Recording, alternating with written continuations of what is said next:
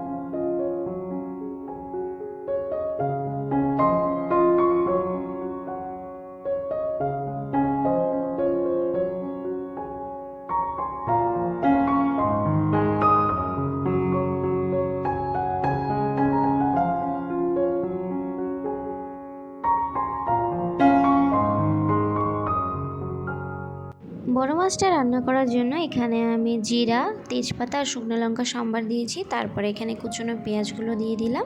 আর এটা ভালো করে এখানে ফ্রাই হোক, আর লাল লাল করে ফ্রাই হওয়া পর্যন্ত এটাকে আমি ফ্রাই করব। আর ওদিকে চচ্চড়ির জন্য যে সবজিগুলো কেটে রেখেছিলাম সেগুলোকে কালো জিরা সম্বার দিয়ে হলুদ লবণ দিয়ে ভালো করে ভেজে এখন এর মধ্যে ছোটো মাছগুলোকে দিয়ে দিয়েছি।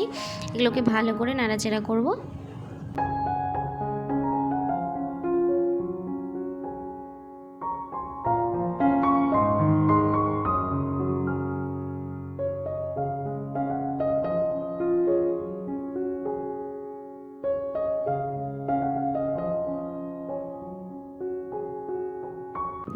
এখন এর মধ্যে আমি কিছু বাটা মশলাও দিয়ে দিচ্ছি, যার মধ্যে প্রথমে দিয়ে দিয়েছি লঙ্কা আর হচ্ছে আদা বাটা, এটা ছিল রসুন বাটা, আর এটা হচ্ছে টমেটো আর পেঁয়াজ বাটা। এর মধ্যে আমি 2টো টমেটো আর একটা পেঁয়াজকে পেস্ট করে নিয়েছি। বড় সাইজের পেঁয়াজ নিয়েছিলাম, আর হচ্ছে মিডিয়াম সাইজের 2টো টমেটো নিয়ে ভালো করে পেস্ট করে নিয়েছি। আর এই মশলাগুলো দিয়ে এখন ভালো করে নাড়াচাড়া করার পর এর মধ্যে আমি এখন দিয়ে দিচ্ছি হলুদ গুঁড়ো, তারপরে অল্প সামান্য দিয়ে দেব আমি হচ্ছে জিরের গুঁড়ো, লঙ্কার গুঁড়ো, ধনের গুঁড়ো, এগুলো সমস্ত মশলা কিন্তু গুঁড়ো মশলা। এই গুঁড়ো মশলাগুলো আমি দিয়ে দিচ্ছি। আর দিয়ে দেওয়ার পরে ভালো করে এই মশলাটাকে আমি এখন কষিয়ে নেব।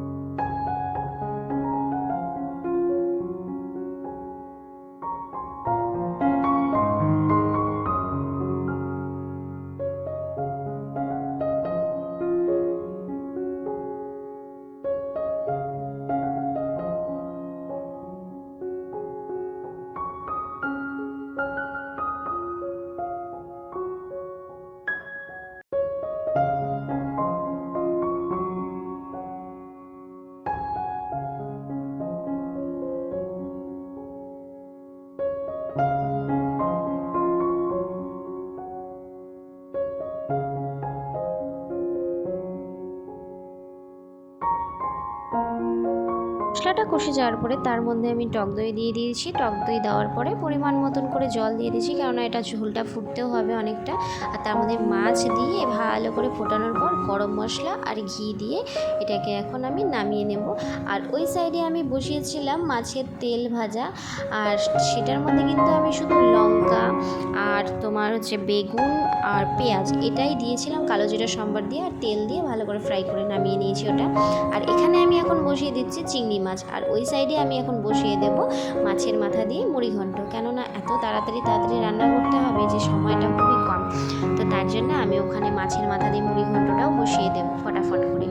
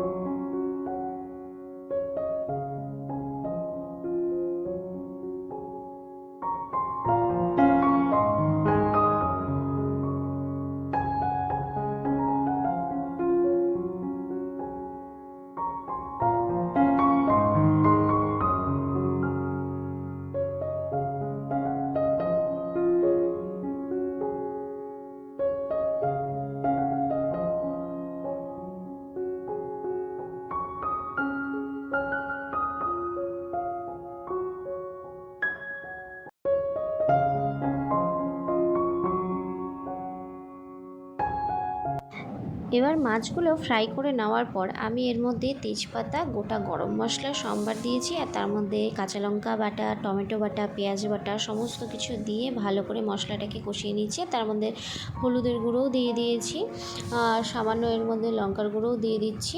আর এটা কিন্তু কাশ্মীরি রেড চিলি পাউডার, এটা কিন্তু ঝাল লঙ্কার গুঁড়ো একদমই নয়। আর ওই সাইডে মুড়ি ঘন্টের জন্য কিন্তু আমি সেম সম্বার দিয়েছি, কিন্তু শুধু শুকনো লঙ্কাটা এখানে ইউজ করিনি, আর মাছের মাথার মুড়ি ঘন্টের জন্য শুকনো লঙ্কাটা ইউজ করেছি। বাকি মশলা যা যা আমি এখানে দিয়েছি সব কিছুই সেম ওখানেও দিয়েছি। দিয়ে ওই মশলাটাকেও একটু ভালো করে কষিয়ে নিচ্ছি। আর এই মশলাটার মধ্যে যেহেতু সাধারণত চিংড়ি মাছ একটু মিষ্টি মিষ্টি হয়, তার জন্য এর মধ্যে ঝালটা কিন্তু আমি একটু কমই ইউজ করছি। আর মুড়ি ঘন্টে একটু ঝাল ঝাল না হলে ভালো লাগে না, তার জন্য ওর মধ্যে আমি একটু সামান্য পরিমাণ ঝালটা একটু বেশি ইউজ করছি, কারণ ওখানে আমি লঙ্কা বাটাটা একটু বেশি ইউজ করেছি। তো যাই হোক, এই মশলাগুলোকে এখন আমি ভালো করে কষিয়ে নেব।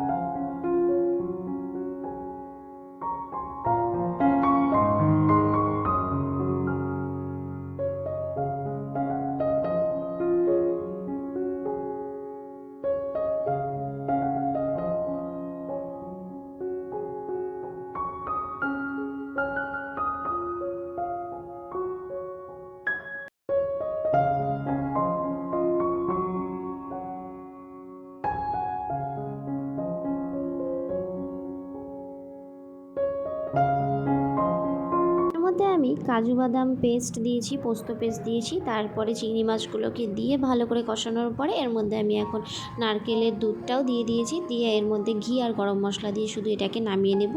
আর হালকা সামান্য এর মধ্যে চিনিও দিয়েছিলাম, যেটা আমি দেখাতে ভুলে গেছি। আর ওই পাশে মুড়ি ঘন্টের জন্য এখন ওর মধ্যে কিন্তু আমি চালটাও দিয়ে দিয়েছিলাম।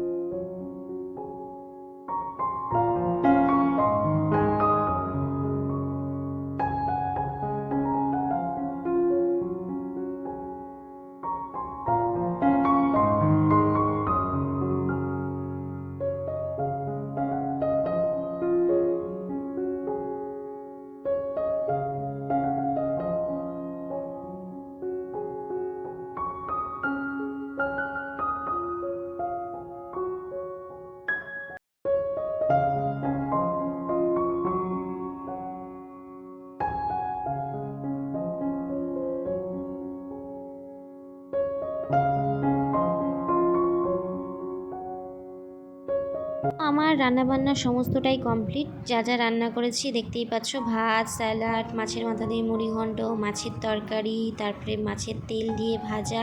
তো আমার সমস্ত কিছুই রান্নাবান্না কমপ্লিট, শুধু এখানে চাটনিটা করতে ভুলে গিয়েছিলাম।